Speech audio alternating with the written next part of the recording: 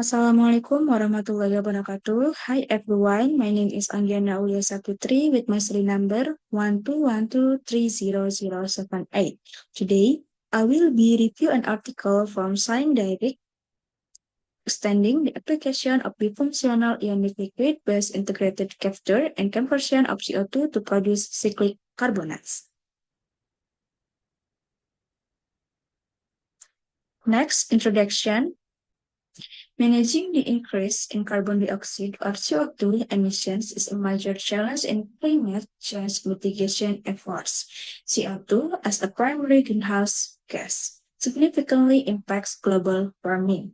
One of the emerging solutions to reduce atmospheric CO2 concentration is carbon capture and utilization, or CCU technology, which not only aims to capture CO2 but also utilize to produce value-added products. This approach aligns with the principle of the circular economy, where waste is transformed into reusable research therapy enhancing environmental sustainability and research efficiency. Oke, jadi mengelola peningkatan emisi karbon dioksida atau CO2 adalah tantangan utama dalam upaya mitigasi perubahan iklim. CO2 sebagai gas rumah kaca utama memiliki dampak yang signifikan terhadap pemanasan global.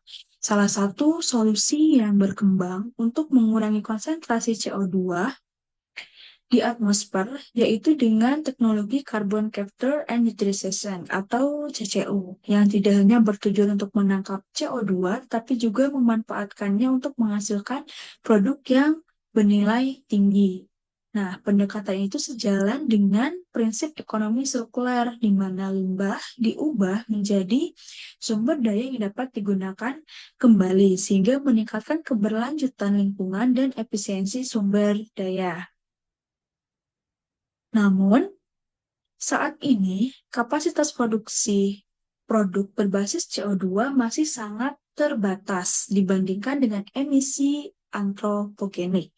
Misalnya, sekitar 40 fasilitas penangkapan karbon yang beroperasi secara global hanya mampu menangkap sekitar 45 juta ton CO2 per tahunnya, yang sebagian besar digunakan untuk produksi bahan bakar dan material bangunan seperti semen.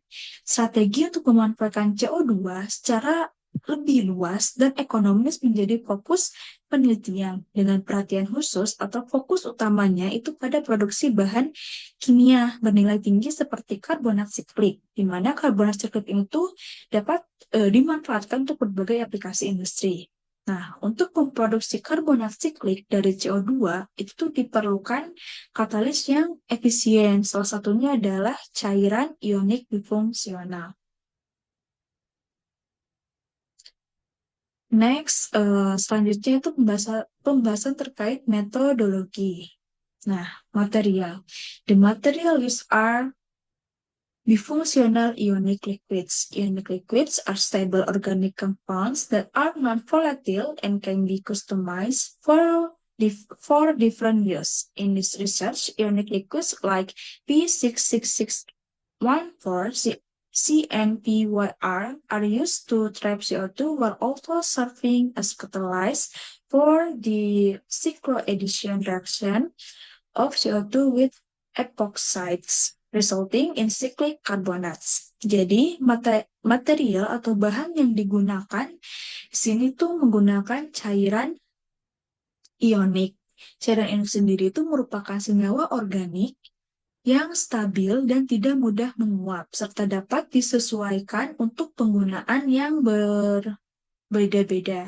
Dalam penelitian ini, cairan ionik yang digunakan itu P6614CnPYR yang digunakan untuk menangkap CO2 sekaligus berfungsi sebagai katalis untuk reaksi sikloadisi CO2 dengan epoksida yang menghasilkan karbonat siklik.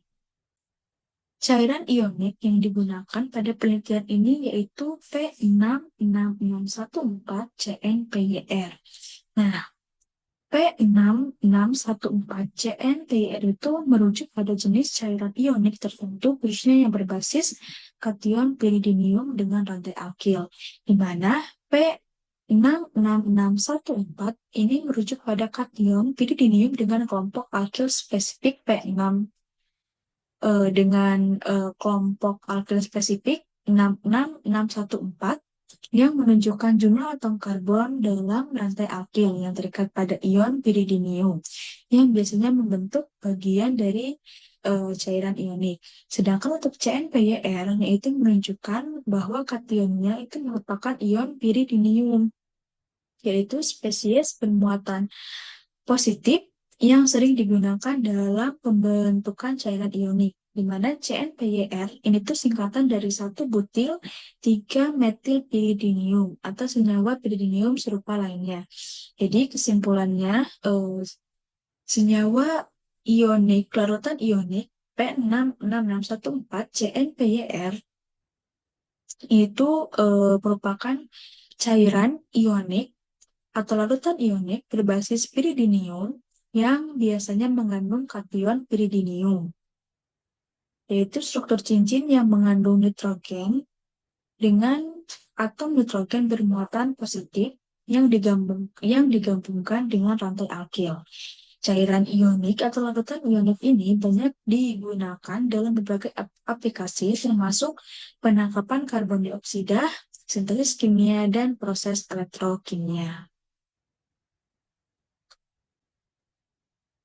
Okay, next, the study employs a multi-scale approach that integrates molecular simulations, process simulations, and environmental impact analysis to evaluate the performance of CCU technology based on bifunctional ionic liquids. This approach aims to compare two main process configuration, the separated capture and conversion unit or SCCU and the integrated capture and conversion unit or ICCU.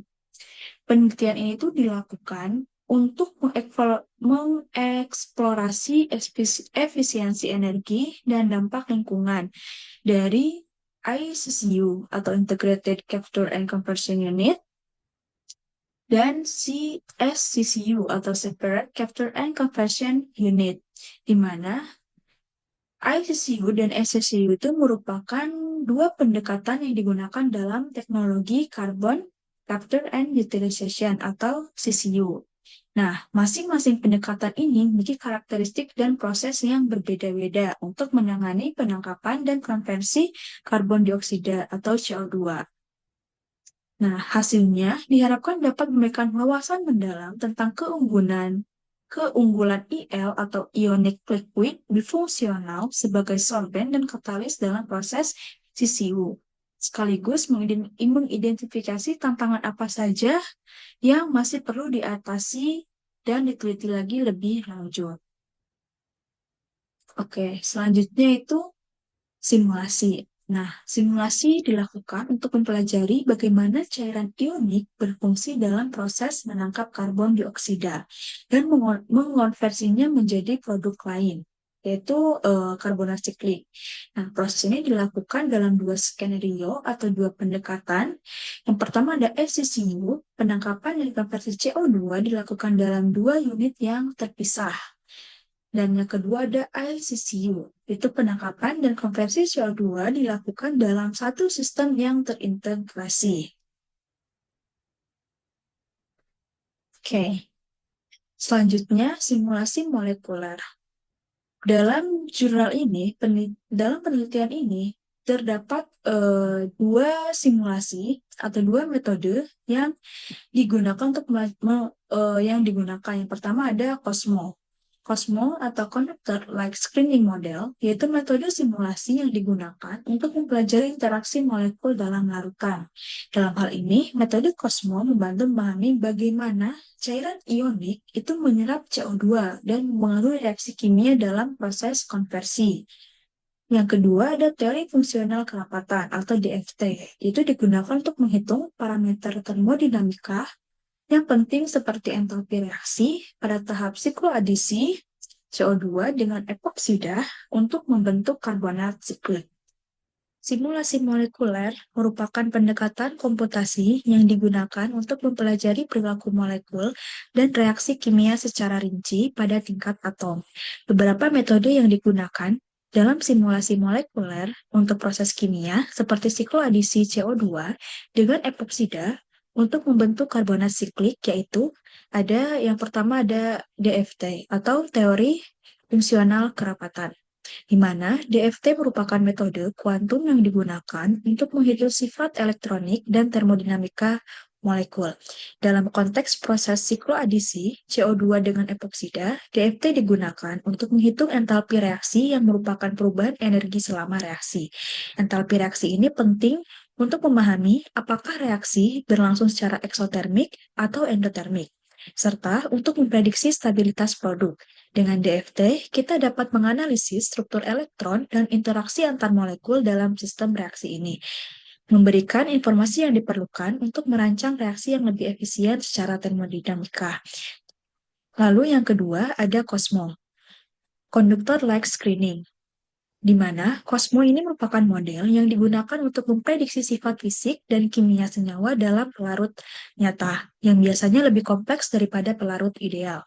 Dalam simulasi sikloadisi, COSMO RS digunakan untuk memprediksi sifat-sifat seperti titik didih, viskositas, dan volume molekul dari senyawa yang terlibat, seperti epoksida dan produk karbonat siklik.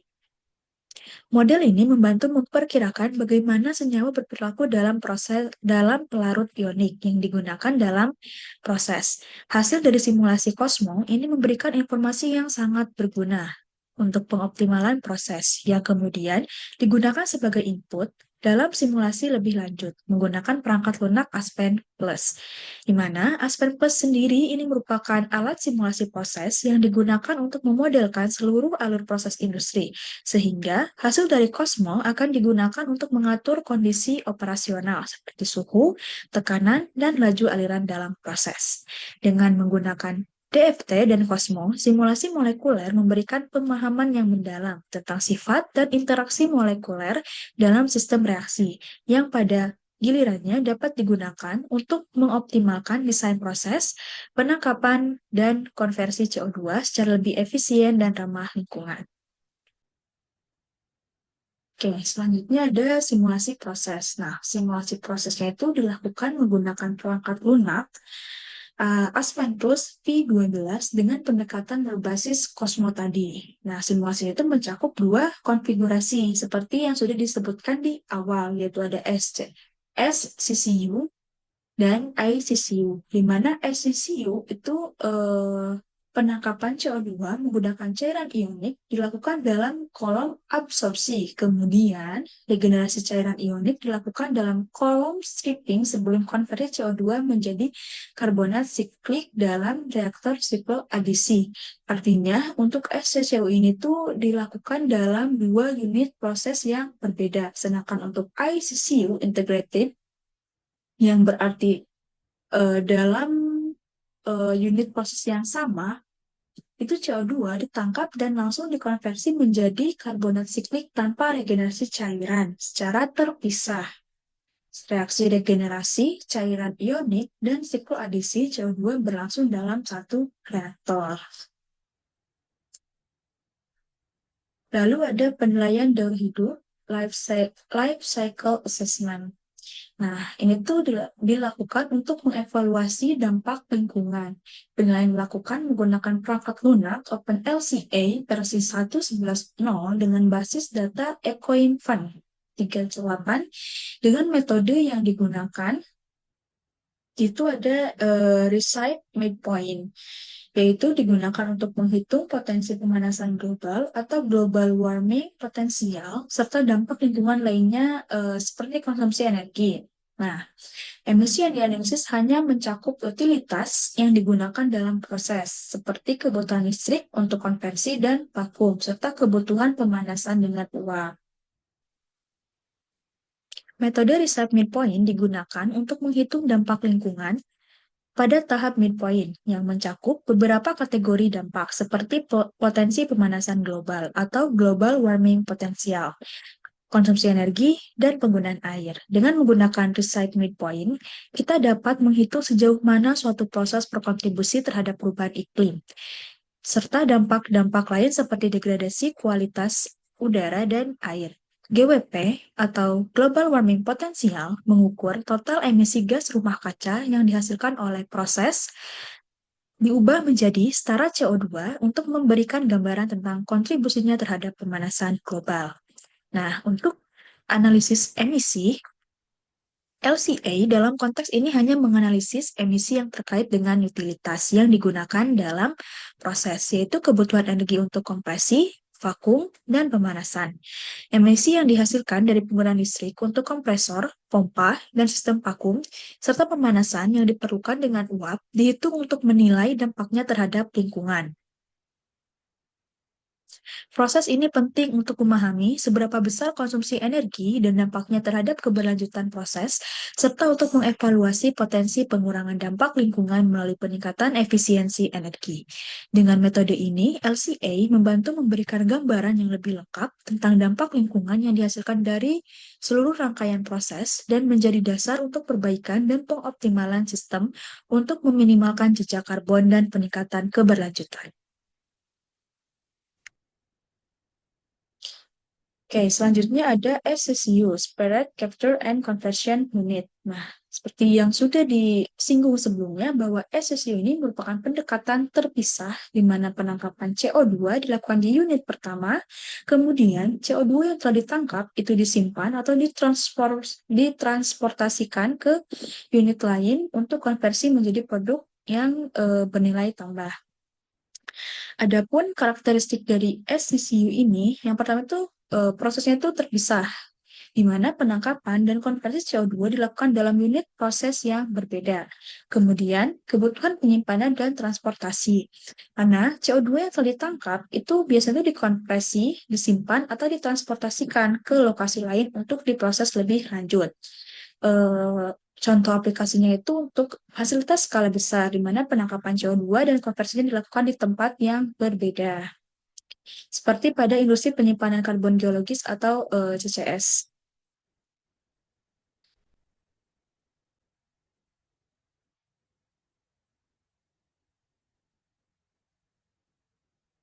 Nah, jadi selanjutnya yaitu untuk proses SCCU. Yang pertama, gas yang mengandung CO2 masuk ke T100, yaitu absorber. Di dalam T100, larutan ionik atau ionic liquid ini menangkap CO2 melalui reaksi kimia. Kemudian, gas yang sudah bersih dari CO2 atau clean gas ini dilepaskan melalui bagian atas absorber. Lalu, larutan yang kaya akan CO2 ini dialirkan ke T101 atau flash tank. Di dalam T101, tekanan diturunkan untuk melepaskan CO2 dari larutan ionik. Nah, CO2 yang telah terpisah ini kemudian diarahkan ke proses konversi, sedangkan larutan ionik yang sudah lepas dari CO2 atau clean solution ini disiapkan untuk regenerasi yang kemudian dikembalikan ke T101. Nah, selain itu, dilakukan makeup larutan ionik untuk menggantikan kehilangan larutan selama proses penangkapan dan regenerasi CO2 yang dapat terjadi akibat penguapan pada suhu tinggi, kebocoran dalam sistem, atau terbawa bersama aliran gas. Penambahan ini tuh penting untuk menjaga volume dan konsentrasi larutan ionik tetap optimal. Sehingga efisiensi penyerapan CO2 dan regenerasi larutan ionik tetap optimal dan tidak menurun. Dengan make up yang tepat, siklus kerja sistem dapat berjalan secara kontinu dan stabil. Adapun CO2 yang telah dipisahkan, ini diarahkan ke reaktor R100 melalui kompresor. Nah, ini tuh kenapa melalui kompresor? Kompresor ini tuh untuk meningkatkan tekanan dari CO2-nya. Selain itu juga dilakukan pemanasan untuk meningkatkan suhu CO2 agar sesuai dengan kondisi reaksi. Nah, dalam reaktor juga ditambahkan epoksida ke dalam reaktor, di mana di dalam reaktor ini terjadi reaksi antara epoksida dengan CO2 yang membentuk karbonat.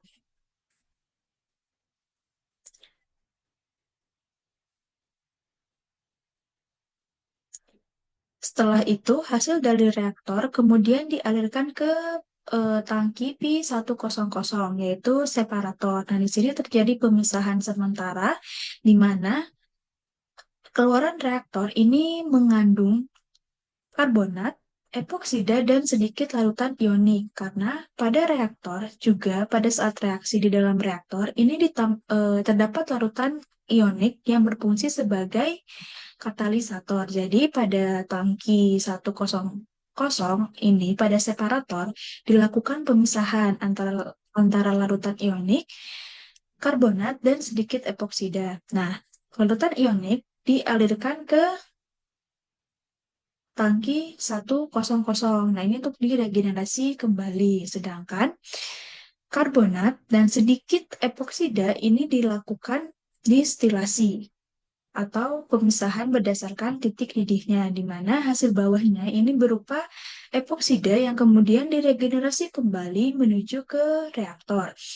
Lalu hasil atasnya ini berupa karbonat dalam bentuk gas. Maka dari itu dilakukan kondensor untuk dirubah fasanya dari gas menjadi cair sehingga didapatkan karbonat dalam bentuk cairan.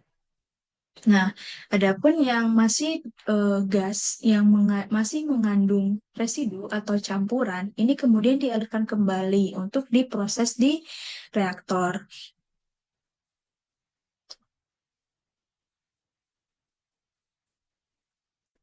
Nah, pada SCCU ini terjadi regenerasi berulang kali di alat yang berbeda. Artinya, regenerasi tidak dilakukan dalam satu proses yang sama, melainkan pada proses di alat yang berbeda.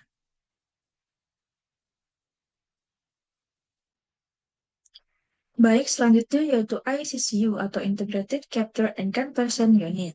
ICCU merupakan pendekatan terintegrasi di mana proses penangkapan CO2 dari sumber emisi, misalnya gas buang, dilakukan secara langsung bersama dengan proses konversinya menjadi produk bernilai tambah dalam satu sistem.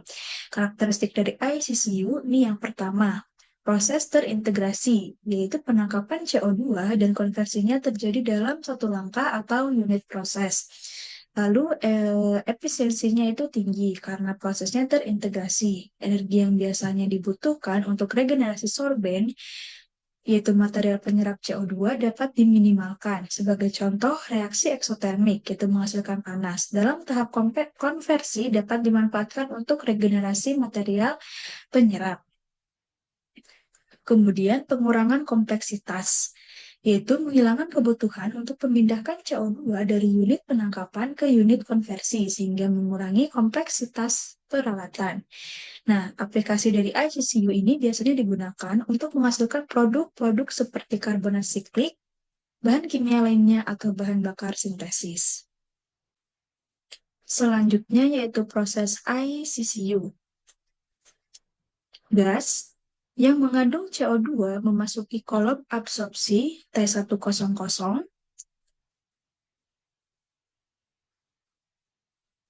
di mana di T100 cairan ionik atau ionic liquid ini menyerap CO2 dari aliran gas. Sementara pada T100 ini kan terjadi reaksi antara gas yaitu CO2 dengan larutan ionik, menghasilkan gas bebas atau clean gas yang kemudian diarahkan di bagian atas atau dikeluarkan. Nah, sedangkan larutan ionik yang kaya akan CO2 ini dialirkan ke V103.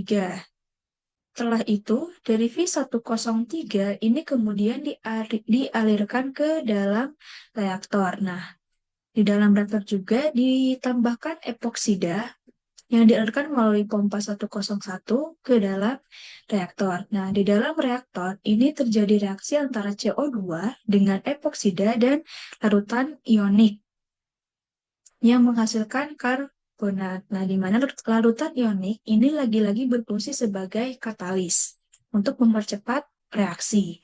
Nah, Selanjutnya, hasil dari reaktor ini kemudian diarahkan ke separator, dialirkan ke dalam separator, terjadi pemisahan sementara yang memisahkan larutan ionik. Nah, larutan ionik yang mengandung residu dari epoksida, yang mengandung sedikit epoksida, ini kemudian diregenerasi kembali ke V103 untuk dicampur kembali dengan hasil dari T100, yaitu larutan ionik yang kaya akan CO2 untuk diregenerasi. Lalu prosesnya akan terus berlanjut. Selain itu, hasil dari pemisahan ini berupa karbonat dengan campuran dari hasil reaktor. Ini kemudian dipisahkan melalui distilasi untuk mendapatkan karbonat dengan kemurnian yang tinggi.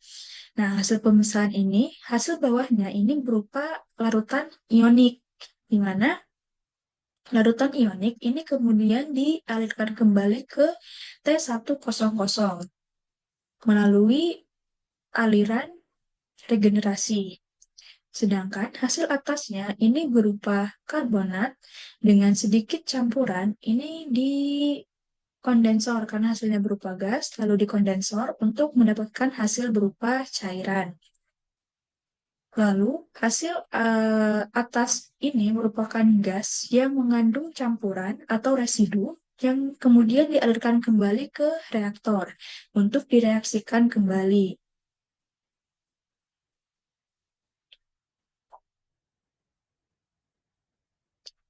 Regenerasi pada proses ini berbeda dengan regenerasi pada proses SCCU, di mana regenerasi pada ICCU ini untuk larutan ionik terjadi pada distilasi. Jadi hasil dari distilasi itu langsung diregenerasi, sedangkan pada SCCU tadi, regenerasi larutan ionik itu dilakukan berulang kali pada alat yang berbeda. Nah, sedangkan untuk regenerasi pada ICCU ini hanya ada satu untuk larutan ionik, kemudian ada regenerasi khusus untuk residu yang mengandung epoksida dengan larutan ionik, yang kemudian diproses lagi untuk proses yang berkelanjutan.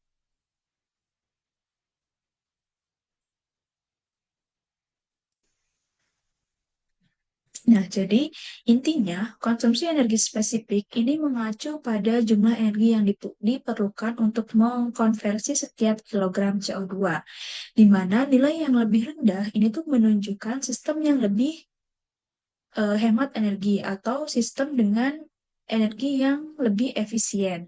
Nah, efisiensi proses ini menilai seberapa baik kinerja sistem dalam berbagai kondisi, termasuk pengaruh parameter seperti titik didih, karbonat siklik terhadap kebutuhan energi, sehingga proses yang efisien ini memerlukan energi yang lebih sedikit untuk menghasilkan produk. Selain itu, emisi setara CO2 mengukur dampak lingkungan dari emisi yang dihasilkan, termasuk emisi tidak langsung dari penggunaan listrik atau bahan bakar, di mana nilai yang lebih rendah ini menunjukkan proses yang lebih ramah lingkungan dan berkelanjutan.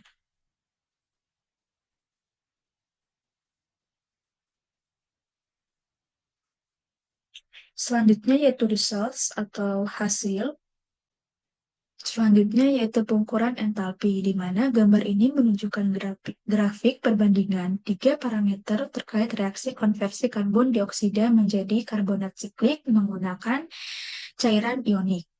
Nah, untuk sumbu Y kiri ini menunjukkan nilai entalpi reaksi untuk dua proses utama yaitu ICCU dan SCCU tadi. Nah, untuk kolom abu-abu ini menunjukkan entalpi konversi CO2 menjadi karbonat siklik, sedangkan garis putus-putus horizontal ini menggambarkan entalpi regenerasi cairan ionik atau ionik liquid. Adapun untuk sumbu Y kanan, ini menunjukkan titik didih dari karbonat siklik yang dihasilkan dalam derajat Celcius, ditandai dengan simbol segitiga ini. Lalu, untuk sumbu X ini menampilkan nama-nama substrat karbonat siklik yang berbeda, yaitu ada etilen karbonat, propilen karbonat, butilen karbonat, heksilene karbonat, siklik karbonat, dan stiren karbonat. Nah, analisis yang didapatkan yaitu kolom abu-abu yang menunjukkan variasi entalpi untuk konversi CO2 menjadi karbonat siklik, di mana substrat propilen karbonat ini memiliki entalpi tertinggi. Nah, sedangkan untuk garis putus-putus horizontal tadi kan menunjukkan energi yang dibutuhkan untuk regenerasi cairan ionik.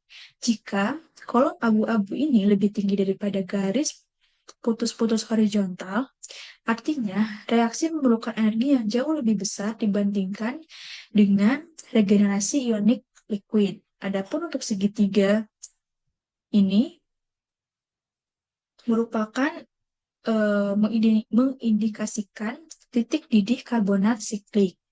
Nah, nilai ini meningkat seiring dengan panjang rantai substrat. Contohnya pada stiren karbonat yang memiliki titik didih tertinggi dibandingkan dengan propilen karbonat.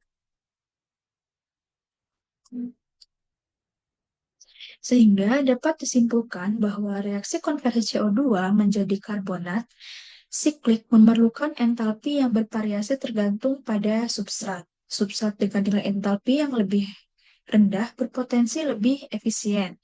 Dengan titik didih produk juga berpengaruh pada beberapa aplikasi tertentu, terutama dalam hal stabilitas thermal dan pemisahan produk.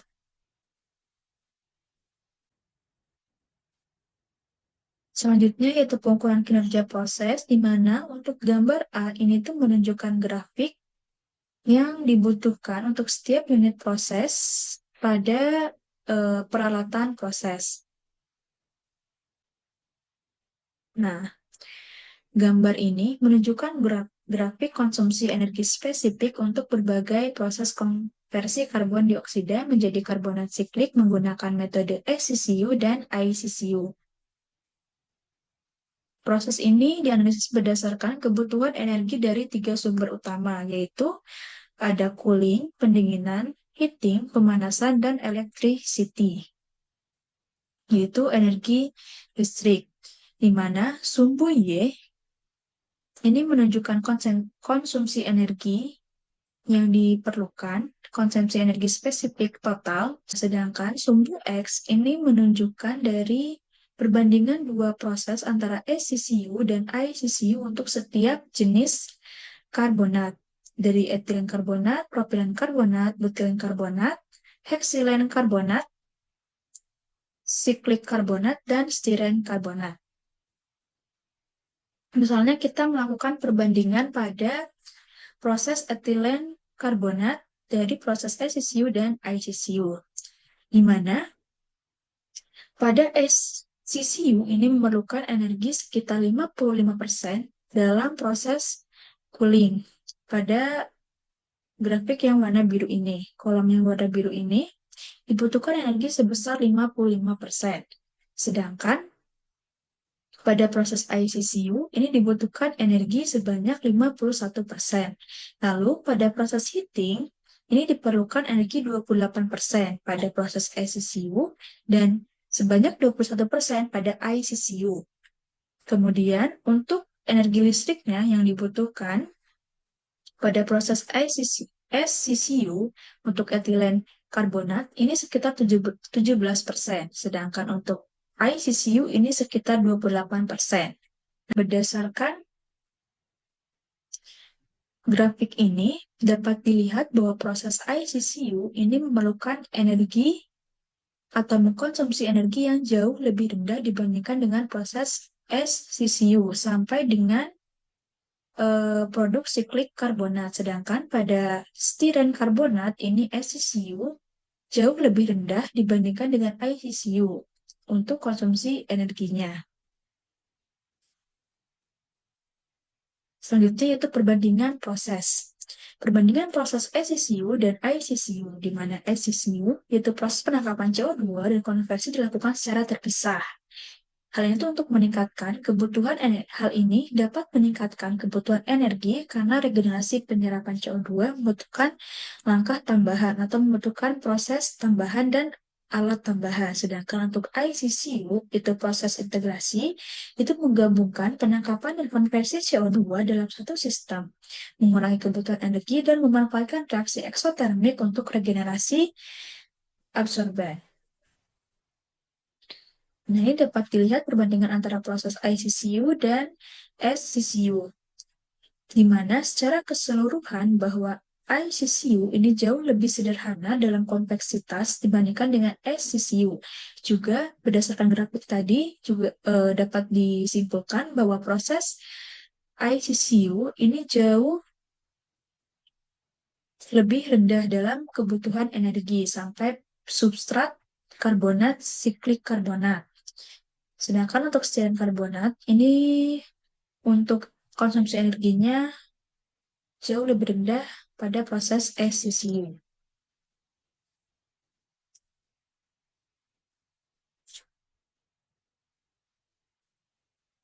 Nah, berdasarkan perbandingan proses ini juga didapatkan kesimpulan bahwa metode ICCU jauh lebih hemat energi dibandingkan SCCU untuk semua substrat. Nah, untuk substrat etilen karbonat, propilen karbonat, butilen karbonat, heksilen karbonat, dan siklik karbonat, ini lebih efisiensi karena kebutuhan energinya yang relatif rendah. Sedangkan untuk substrat stiren karbonat, meskipun menghasilkan produk dengan titik didih tinggi, stiren karbonat itu memerlukan konsumsi energi yang sangat besar, terutama dari sisi listrik, sehingga kurang ideal untuk aplikasi dengan keterbatasan energi.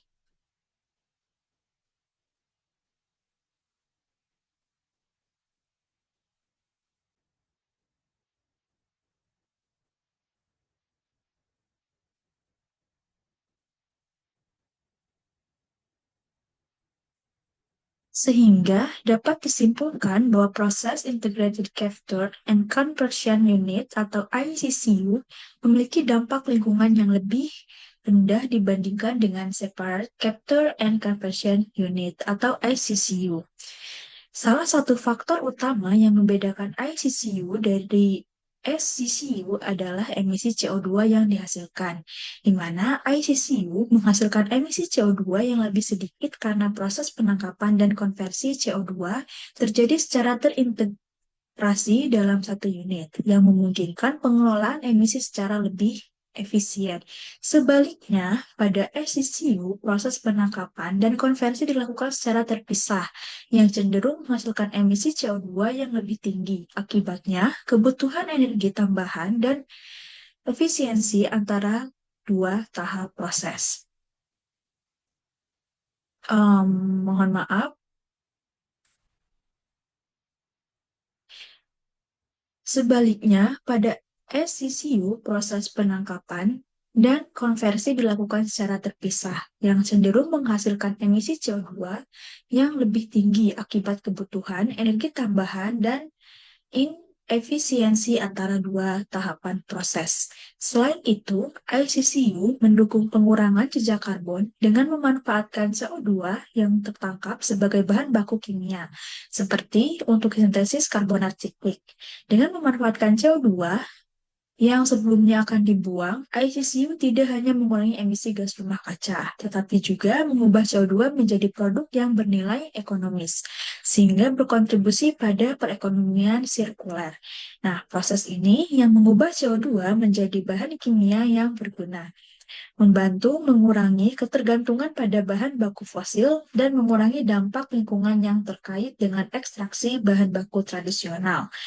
Dengan demikian, ICCU berperan dalam mengurangi jejak karbon baik dari sisi emisi langsung maupun dari pemanfaatan CO2 sebagai bahan baku yang berkelanjutan.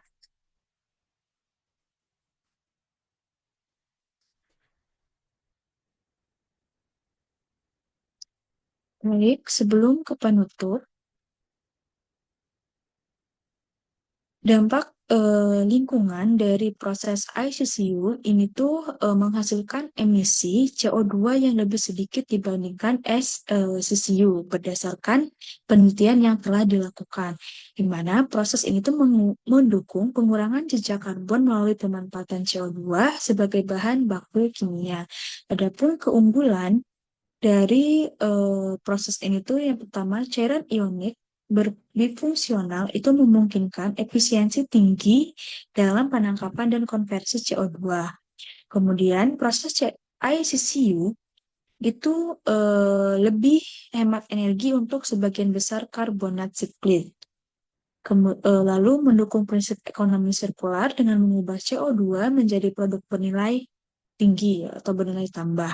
Adapun kekurangan dari proses ini yang pertama, titik didih karbonat tertentu seperti stirena karbonat itu membutuhkan kondisi vakum yang tinggi sehingga meningkatkan konsumsi energi yang memungkinkan bahwa proses ICCU ini tuh tidak sesuai atau kurang cocok. Kemudian ada stabilitas termal cairan ionik yang membatasi suhu operasional, mempengaruhi efisiensi pada kondisi ekstrim. Adapun tantangannya, optimasi desain katalis cairan ionik untuk skala besar. Kemudian, dalam peningkatan efisiensi energi pada senyawa dengan titik didih yang tinggi. Lalu, dalam menjaga stabilitas dan kinerja cairan ionik dalam siklus penggunaan yang berulang, itu memerlukan penelitian yang lebih lanjut lagi. Nah, this study demonstrates that the functional ionic liquids hold great potential in technology with improved energy efficiency through the ICCU approach. Although there are challenges in large-scale application and energy consumption for certain compounds. This innovation offers promising solution to reduce CO2 emissions while supporting environmental sustainability. The article also emphasizes em- emphasizes that the ICCU strategy is a more energy efficient and environmentally friendly approach for cyclic carbonate with low to medium boiling points. This approach supports the electrification of process aligned with renewable energy, but the main challenge lies in addressing the technical requirement for cyclic carbonates with high boiling point.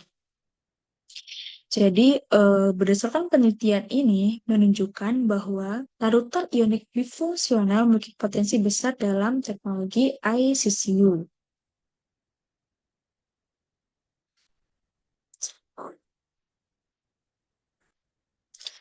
Nah, jadi berdasarkan penelitian ini menunjukkan bahwa larutan ionik bifungsional memiliki potensi yang besar dalam teknologi CCU dengan efisiensi energi yang lebih baik atau lebih unggul melalui pendekatan ICCU. Meskipun terdapat tantangan yang sudah disebutkan tadi, yaitu dalam aplikasi skala besar dan konsumsi energi untuk senyawa tertentu, inovasi ini tuh tetap menawarkan solusi yang menjanjikan untuk mengurangi emisi CO2 sekaligus mendukung keberlanjutan lingkungan.